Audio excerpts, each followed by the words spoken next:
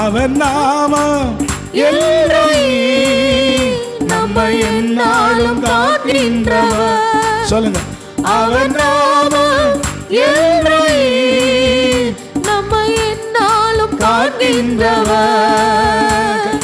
கைவிடப்படுவதில்லை, நீ ஒடுங்கி போவதில்லை.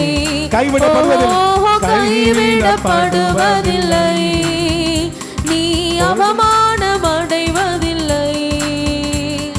முந்தின காரியமோ பூர்வத்தின் எல்லைகளோ, முந்தின காரியமோ பூர்வத்தின் எல்லைகளோ